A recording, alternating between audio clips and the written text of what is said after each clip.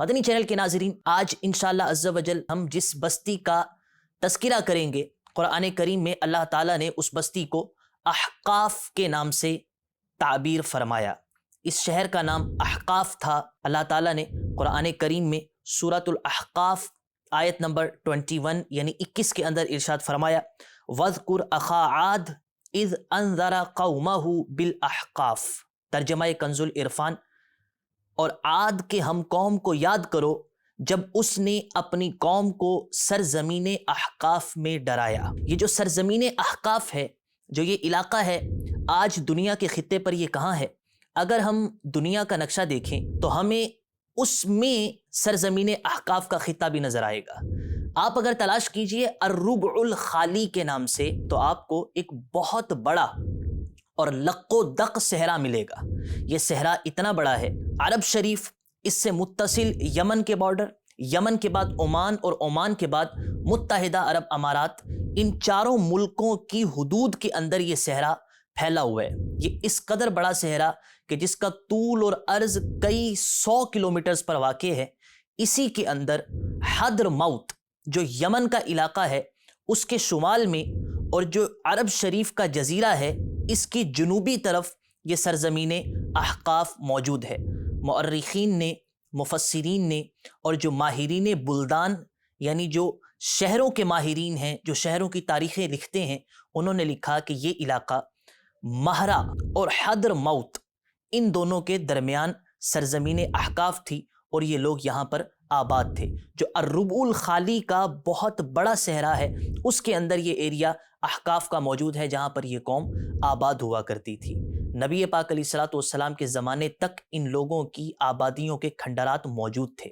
یہ آبادی کیسے آباد ہوئی اور یہ لوگ یہاں پر کیسے پہنچے؟ در حقیقت حضرت نوح علی نبینا و علیہ الصلوۃ والسلام، جو کہ آدم ثانی کے لقب سے ملقب ہیں، جب اللہ تعالیٰ نے آپ کو کشتی تیار کرنے، اپنے اہل ایمان رفقا کو کشتی میں سوار کرنے اور جانوروں کے جوڑوں کو اپنے ساتھ کشتی میں سوار کر کے خبر دی کہ سیلاب آنے والا ہے، عذاب آنے والا ہے، تو آپ جب اس کشتی کے اندر رہے، اور جب بالآخر کچھ ماہ کے بعد جب وہ جودی پہاڑ پر کشتی ٹھہری، تو آپ اور آپ کے رفقا تمام کشتی سے تشریف لے آئے، اور اللہ تعالیٰ نے فقط حضرت نوح علی نبینا و علیہ الصلوۃ والسلام سے نسل کو جاری فرمایا۔